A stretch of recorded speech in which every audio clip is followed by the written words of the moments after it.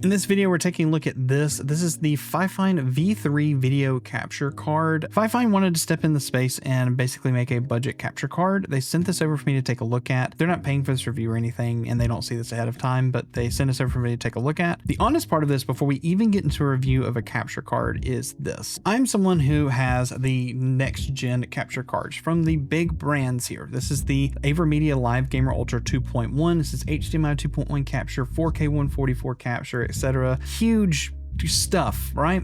Big capture here. Same thing with the 4KX here, like huge capture card, massive pass through, massive connections. There are these capture cards that exist on the market, right? Huge. This one is like, they're both around 200 bucks. Okay. This is like 190 or something. This is like 200 bucks. If you're going to be playing the next gen consoles, PS5, Xbox Series X, and you're wanting to capture them, most of you are already playing in 4K on your TVs, or you're playing in high refresh rate, you go for one of these cards, right? This is like the budget version cheaper card, and this is 53 bucks on Amazon right now. Let me show you. So as you can see right here, I just have it pulled over so you can take a look at. Here's the capture card that it's here. It's $53. 100 plus of these have been bought in the past month. And before we even unbox this card, I want to make that statement of, if you're playing next gen consoles, I can already tell you this is not the capture card for you. And even though they even market this on their website as a PS5 or Xbox capture, you were only doing 1080p 60 capture, and you don't even do high refresh, and you can't even do 4K 60 pass through. It only is 4K 30. But if you're curious to see what all it does support, stick around. We're going to plug it in. I'm going to plug it up to an Xbox Series X and see what all it connects to first. So here's the capture card. Let's go ahead and unbox it. As you can see right here, it says that it does a 4K 30 HD pass through, 1080p 60. It has switchable RGB, which is just a capture card, guys. We don't necessarily have to have RGB on everything. USB 3.0 transmission. If it's USB 3, we should be able to capture a lot higher than 1080 60. Let's just see about that. Low latency plug and play. We'll see what latency looks like. We're inside the box. Here's a user manual. We'll look at that in a second. Let's get some of this out. And then here's the capture card itself.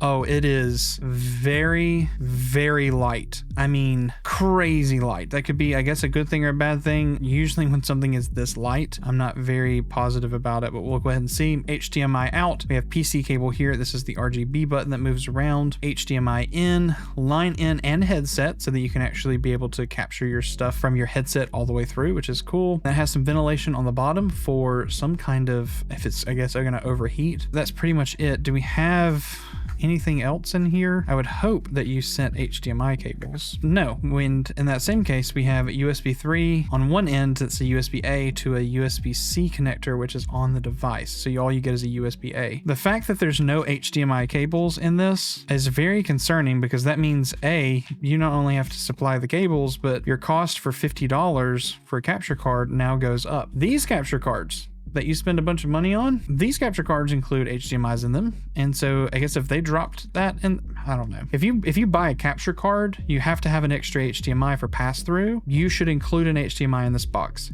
hands down. Maybe I'm being a little too rough before we even get this thing plugged in. Honestly, Fifine, we're not off to a great start here. You need to have an HDMI included, and only 4K 30. Let's go ahead and plug it in, and we're gonna see what happens, I guess. So here's the Fifine video capture. I literally plugged it straight in. I want to show you the actual settings inside of OBS so that you can see them really quick. So it's passing through, it connected just fine, no software install, anything like that. That was pretty simple. It's just called Fifine Video Capture, and then resolution here, it just says device default. What I do want to do is go on to settings, because it is passing through to my 4K 60 TV, and I want to see what it's doing. So it's actually set at 1080p, and it won't even let me set it to 4K. I don't know if you can see that in that menu up there, but here it is. It won't even let me set my Xbox to 4K. It literally is locked at 1080p. So I can't even pass through 4K from the console. I don't know. Let me change the capture and see how that goes. So it says device default. We're going to change to custom. 4K isn't even an option. It's on 1080p right here. I can output 60 FPS. Can it do high refresh if I drop it to 720p?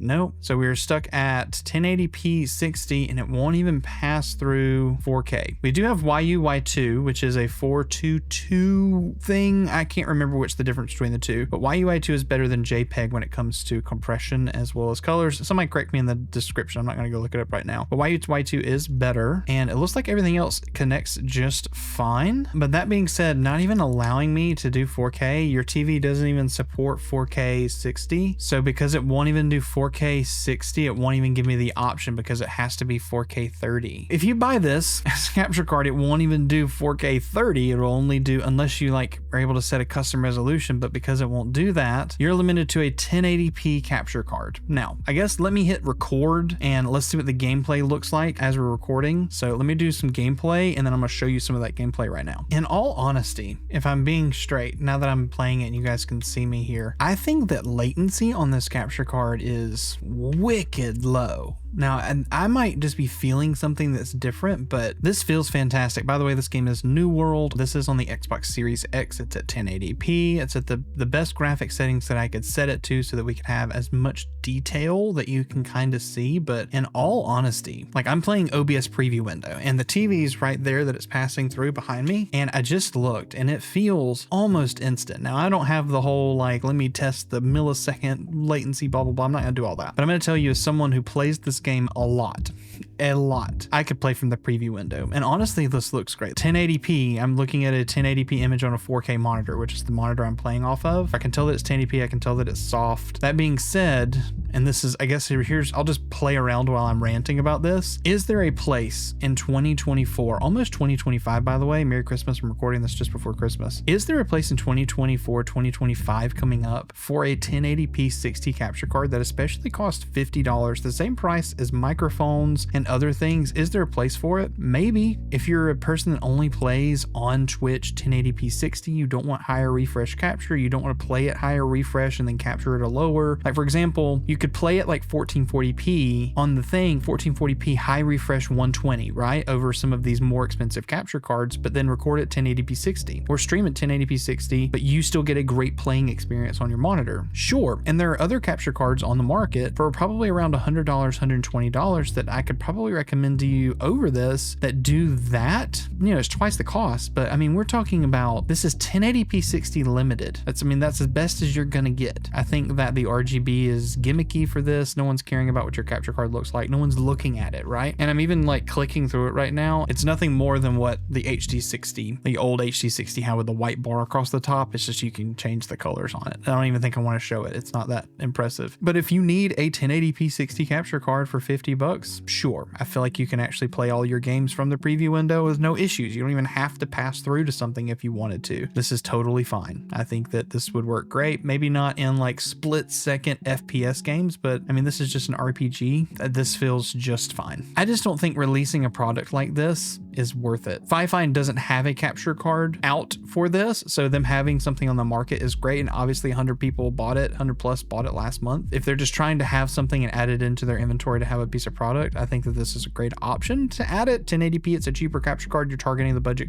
content creator, yeah. As a person who has all the other ones, would I recommend this one specifically? I don't think I would say buy this capture card. If I'm being 100% honest, I don't think I'm gonna say you should buy this capture card. I would save up your money. If you're someone who's wanting to do content creation, you want to do it long term, I would not buy twice for this. I would save up the money and get one of the more expensive cards. The 4KX or even the 4K60 card before they did the 4KX, even that one, which is now down to like $140 or $150, I think is a really good option. The Live Gamer Ultra 3 from AverMedia, really good option. EVGA has a card out that I haven't tested, but I've seen really good things. I think there are some better options that you could spend just a little bit more money on. So that'll bring me down to the end of this review. And as you can see, it's plugged in at the bottom corner over here. I'm not going to pull it all the way over here. You can see it just rotates RGB. I'll show it so you guys can see. There's RGB. Do I recommend this card? If you're needing something at this price point with this capture and these options, go for it. But if you're a content creator, especially playing on one of the newer consoles at a higher resolution and a higher refresh rate, don't buy this. It will not do what you're looking for. That'll bring us to the end of the review. Check out one of these two videos to see if there's something else that I could recommend in its place. If I can, I'll put it there. Love you guys. Thank you so much for watching this, and we'll see you in the next video.